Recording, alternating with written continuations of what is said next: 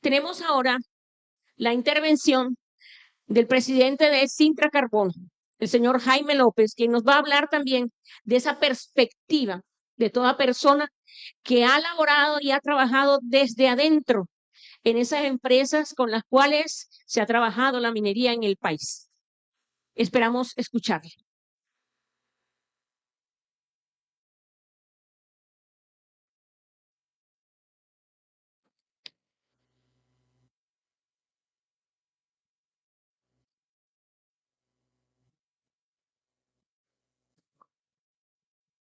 Buenas tardes a todas y todos los presentes en este momento, en este recinto, agradeciendo también la presencia luego de tantas intervenciones y un saludo también muy cordial a los que nos han acompañado hoy en la mesa, bueno, los que quedan, porque lamentablemente la mayoría vino, dijo su discurso y se fue. Cuando lo ideal en un espacio como este, que se supone es un espacio académico, en donde deben converger diferentes puntos de vista y sacar conclusiones importantes, infortunadamente se convirtió en una especie de escenario político sin darse cuenta del daño que hacen a los trabajadores, a las comunidades y a la región en general frente a este problema tan importante como es el cierre de minas y la transición energética. Sin embargo, voy a expresar la posición del Sindicato de los Trabajadores del Carbón en representación precisamente de nuestros trabajadores afiliados. Y quiero empezar con una frase que para mi gusto es clave en este tema de la transición energética. Y es que la transición energética es una oportunidad para avanzar en la justicia social y en la equidad. Pero para lograrlo se necesita indiscutiblemente la participación activa de los trabajadores y las comunidades. Y decía el señor Juan Carlos, representante de Cerrejón, que aplaude y celebra que hoy este tema haga parte de la agenda y que ese desinterés que había hace 5 años, hoy no lo hay. Nosotros también celebramos que este tema sea de total prioridad y de total importancia para el gobierno nacional. Y para precisamente contextualizar, es importante desmentir algunas voces que con el ánimo de sacar réditos políticos expresan cosas que no son ciertas. Se escucha por diversos medios a columnistas, a personas que opinan y dicen que este gobierno quiere cerrar la mina. E incluso los sindicatos queremos que las minas sean cerradas, como en nuestro caso, que sea cerrada Cerrejón. Nada más apartado de la verdad. Lo que pasa es que para entender y comprender la situación es importante saber de dónde y por qué está en la agenda hoy el tema de la transición energética. Y este tema de la transición energética no está porque sea el presidente Petro el que esté en el gobierno hoy. Aquí algunos de los que me han antecedido expresaron que el tema de la transición energética obedece a compromisos adquiridos por Colombia y que no solamente son de Colombia en el Acuerdo de París. Acuerdo de París firmado en el 2015 y debidamente ratificado por el Congreso en el 2018. Y no estaba Gustavo Petro en el gobierno en esa época. Y en ese Acuerdo de París, compañeros presentes, se acordó por parte de la mayoría de los países del mundo precisamente la descarbonización del planeta para mitigar los efectos del cambio climático. Y es por eso que en virtud de ese Acuerdo de París hay una meta inmediata en el 2030 de reducir las emisiones en un 50%. Es decir, independientemente de quién esté en el gobierno o no,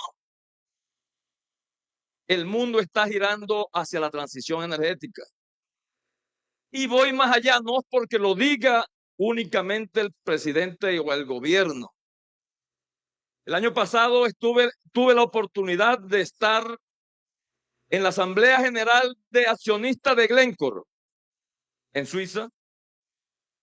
Y ahí, en esa asamblea, Gary Nagle, perdone la pronunciación, ejecutivo de los accionistas, en el informe que le dio a los accionistas presentes en esa asamblea, comenzó diciendo que definitivamente el mundo está girando hacia la transición energética y que esa empresa debe transitar precisamente hacia los minerales necesarios para la descarbonización.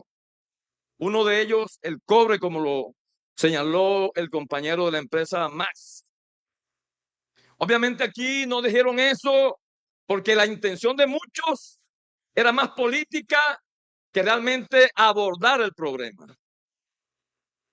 Y dijo en la asamblea de accionistas que como van a girar la empresa Glencore hacia la transición, explotando minerales necesarios para la descarbonización, y porque efectivamente la primera meta de 2030 se debe cumplir, se van a cerrar una cantidad importante de minas en el mundo. Y entre ellas nombró a la empresa Carbones del Cerrejón. Es decir, Glencore tiene claro, y una lástima que los representantes de Cerrejón no hayan dicho eso aquí, porque ellos públicamente no han admitido que en el 2034 se van. Ellos no tienen, así hubiese la posibilidad, no tienen la intención de continuar explotando carbón por una sencilla razón.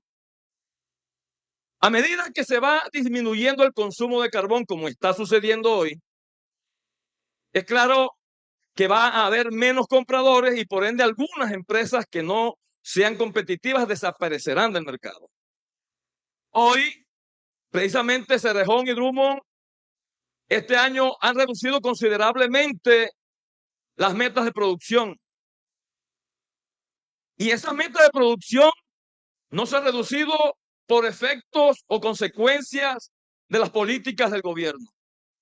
No es cierto que la situación que viven las empresas hoy en cuanto a la disminución de su producción sea por efectos del decreto de la prohibición de venta de carbón a Israel.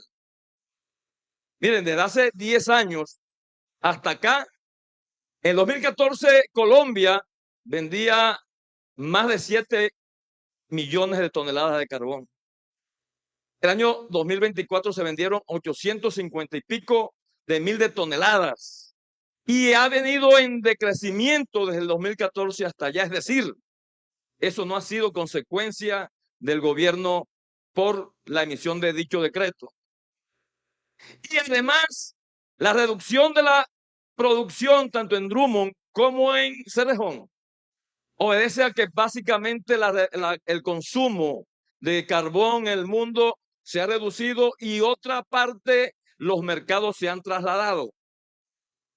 Si ustedes buscan el comunicado en donde la empresa Cerrejón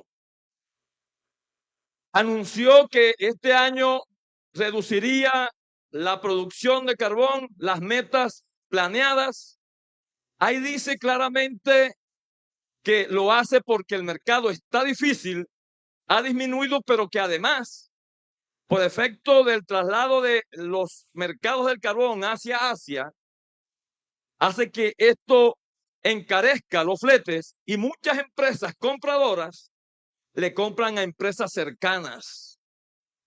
Eso hace básicamente que sea no competitiva o no lo suficientemente competitiva a esta empresa. Y así va a seguir sucediendo a medida que se vaya consumiendo menos carbón en el mundo. Y es así que ante esta realidad, nosotros como trabajadores vamos a ser directamente afectados. Nosotros como trabajadores y como comunidad vamos a ser directamente afectados. Y para eso precisamente es que hay que hablar de la transición energética justa, a pesar de que al senador Name no le gusta la palabra justa. Porque es que si no se hace una transición energética justa, los efectos del cierre de minas en el 2034 van a ser nefastos para La Guajira. Y el ejemplo más claro, más visible, lo tenemos en el Cesar, donde de manera intempestiva Glencore cerró su empresa Prodeco y generó un impacto económico, laboral y social de forma inmediata, de forma abrupta en esa comunidad y en ese departamento. Y es cierto, no fue Duque el que la cerró. Fue Glencore que entregó de manera irresponsable esos títulos. Y se fue. Y es que eso es lo que precisamente debemos evitar que suceda aquí. Y eso debe servirnos de ejemplo para precisamente lograr mitigar el impacto que este cierre de minas por efectos de la terminación de la concesión pueda causar en la comunidad. Y es por eso que se necesita que esa transición energética justa sea incluyente, en donde participen todos los actores, los trabajadores, las comunidades, los líderes políticos, pero no líderes políticos que desprendan el aspecto ideológico y vean en la necesidad de precisamente acordar una transición energética justa de cara a mitigar las consecuencias que haya podido traer a los trabajadores y a las comunidades, para evitar que se sigan causando daños ambientales. Pero no, si no lo hacemos y esperamos que precisamente termine la concesión para empezar a hacerlo, créanme que es el camino equivocado. Ante eso, vemos también una actitud de las empresas carboníferas totalmente contraria a lo que expresan en muchos escenarios similares a este. En ellos expresan que tienen la voluntad de hacer una transición justa, gradual, incluyente, pero al momento de invitarlos a sentarnos, a dialogar, a concretar medidas que precisamente vayan encaminadas a esa transición energética justa, no se ven materializadas esas intenciones. Lo mismo podemos decir, y es una lástima reconocerlo, que tienen una actitud displeciente y totalmente indiferente, ojalá cambien, nuestros gobernantes locales. Incluso a veces pienso que lo hacen con ánimo de que el gobierno quede mal. Y si es así, ese egoísmo político no los hace ver las consecuencias que esto traerá en los entes territoriales que gobiernan. No se dan cuenta de los niveles elevados de desempleo que esto generará. Dijo Juan Carlos, el representante de Cerrejón, que son 13,000 trabajadores en total. Algo mayúsculo y que debería ser prioritario en la clase política tanto del Cesar como de La Guajira, porque allá en Cesar vivirán lo mismo que viviremos nosotros. Es importante, ojalá recapaciten y definitivamente se busquen y participen en escenarios donde definitivamente podamos trabajar a una transición energética justa. Y decían varios de los que me antecedieron de que no existe en ninguna parte una hoja de ruta para una transición energética justa. Que en Alemania seguramente sería diferente que aquí y que aquí en China, y eso es cierto. Pero precisamente eso es lo que debemos hacer. Hacer nuestra propia hoja de ruta a la colombiana, como alguien dijo. No es criticando la transición energética. Es necesario que definitivamente pensemos en la realidad y concretemos acciones que impidan que esta empresa carbonífera, como las demás, se vayan y solamente dejen los pasivos ambientales sociales, económicos, etcétera. Frente a esta realidad,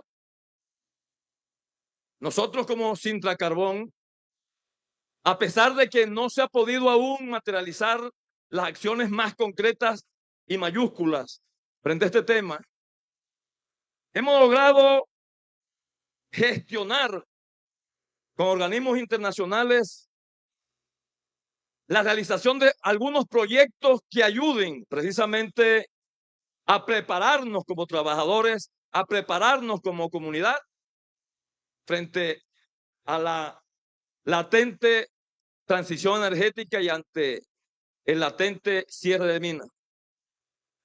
Con la CUT, con el SENA y Cintra Carbón, estamos haciendo una serie de cursos de capacitaciones para iniciar una especie de reconversión laboral. Asimismo, con CNV de Holanda, una central sindical de Holanda, estamos llevando a cabo proyectos de diversificación económica y de reconversión laboral, de capacitación, tanto aquí como en el Cesar. Se ha creado un colectivo por la transición energética justa, conformado hoy por 3 sindicatos del sector minero, del sector carbón: Cintra Carbón, Cintra Minoenergética y Cintraden. Y conjuntamente hemos desarrollado un pliego único marco sectorial con el fin de dialogar y de generar espacios de conversación con las empresas, acompañadas con el gobierno nacional a través del Ministerio de Minas y Energía y a través del Ministerio de Trabajo, con el único fin específicamente y precisamente de garantizar, de buscar soluciones a las posibles consecuencias que el cierre de minas traerá en los trabajadores y en las comunidades. En este pliego único marco sectorial se encuentran aspectos como la reconversión laboral, porque es necesario que los trabajadores del sector, que hoy solamente sabemos hacer minería, ante el cierre inminente aprendamos a desarrollar otras actividades que nos permitan precisamente subsistir y generar riqueza y movimiento a la economía del departamento. También trata ese pliego de la reconversión productiva, porque desde que Cerrejón llegó a la región, la actividad económica se centró en el extractivismo, en la minería, pasando de ser una región agrícola, una región ganadera, a una región minera. Y obviamente para volver a esos sectores no va a ser de la noche a la mañana. Y es por eso que necesitamos arrancar en ese proceso de reconversión productiva desde ya. No podemos esperar que llegue el 2034. Asimismo, se plantea en ese pliego único macrosectorial aspectos relevantes para las comunidades, para el medio ambiente, etcétera. Y debemos decir que el día 19, por ejemplo, tuvimos una reunión con las empresas, ministerios y los sindicatos. Un punto de partida, pero definitivamente esperamos que este 16, que tendremos un segundo encuentro, ojalá las empresas asistan y asistan con una voluntad real de acordar y de buscar garantías para los trabajadores. Es necesario pasar ya de la retórica, del discurso, de expresar que se tiene la voluntad, a hechos concretos para que definitivamente cuando llegue el tema del cierre de minas en el 2034, todos estemos preparados.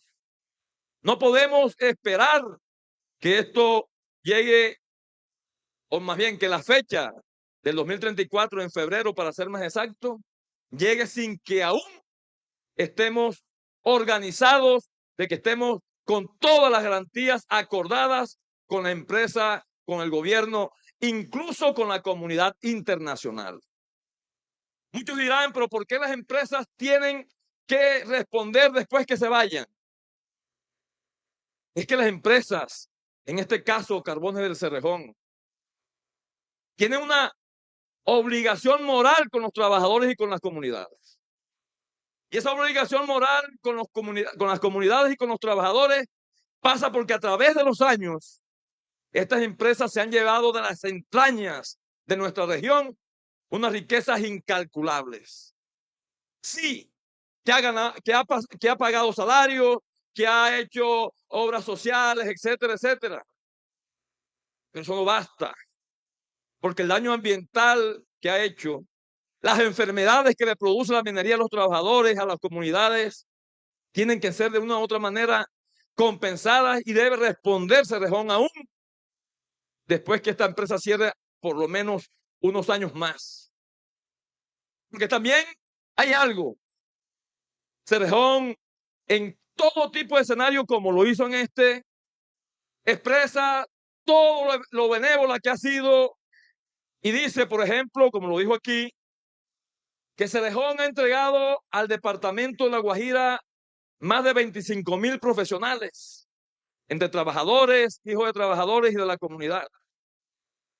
Pero lo que no dice es que esos beneficios o esa entrega de profesionales entre los trabajadores y los hijos de los trabajadores no ha sido de manera voluntaria. Eso no lo dice Cerrejón. Y en honor a la verdad debería expresar que ese beneficio que hoy reciben nuestros hijos y algunos compañeros de trabajo, como yo, por ejemplo, es porque ha sido producto de la lucha que hemos librado a través de los años entre el sindicato y empresa por medio de las negociaciones colectivas. No ha sido de mera liberalidad como ella a veces lo muestra. Simplemente es producto del esfuerzo conjunto de los trabajadores a través de su sindicato en cada uno de los procesos de negociación. Y así como eso hay muchos de los tantos aspectos que la empresa en distintos escenarios muestra como si fuera ella una empresa que lo hace por mera liberalidad. Entonces, presentes, esta es la realidad que estamos viviendo en este país. La transición energética precisamente no es un capricho del gobierno, no es un hecho aislado, ni mucho menos es un fenómeno que se está dando a nivel mundial y que si no somos capaces de transformarnos, de prepararnos para ese momento, las consecuencias serán lamentables. Y serán lamentables no solamente para los trabajadores, no solamente para la comunidad cercana al complejo carbonífero, serán también lamentables para todos los habitantes de este departamento porque se desencadenará unas consecuencias sociales de inseguridad, etcétera, desempleo, que todos seremos afectados por esa realidad. Y es ahí donde ojalá nuestra clase política sea capaz de apartar del tema ideológico y político y de ver que lo que está en riesgo es el futuro de la gente que representan, de la gente que los ha elegido y que los seguirá eligiendo en las elecciones posteriores. Y es una forma de parte de ellos de retribuir ese voto de confianza que depositan al elegirlos, haciendo lo que corresponde más allá del aspecto político. Aquí está en juego el futuro del departamento. Y si no somos capaces de deponer esas posiciones políticas y ver la realidad del problema, seguramente en unos años lamentaremos no aprovechar este momento histórico para poder garantizar que se lleve a cabo una transición energética justa como debe ser. Y se trata precisamente de algo que mencionó el senador, de tener la soberanía energética.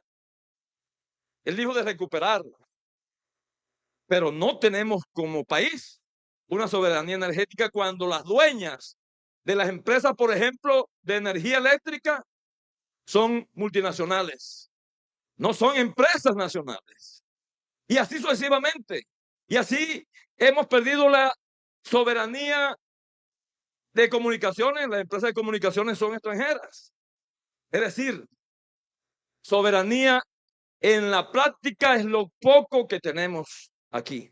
Y precisamente una de las apuestas que ha hecho el gobierno ha sido recuperar esa soberanía, democratizando en parte el tema de la energía. Y así también lo está pretendiendo hacer, apoyando iniciativas como las que estamos adelantando las organizaciones sindicales, con el ánimo, repito, reitero y quiero ser enfático, de evitar que nos pase lo que nos pasó a los compañeros trabajadores de Prodeco en el Cesar. Como conclusión, pienso que a pesar de la politización de algunas intervenciones, también es necesario tener claro que coincidimos en muchos de los postulados. Coincidimos en que la transición energética se está dando. Coincidimos en que La Guajira es una potencia energética, si la sabemos aprovechar.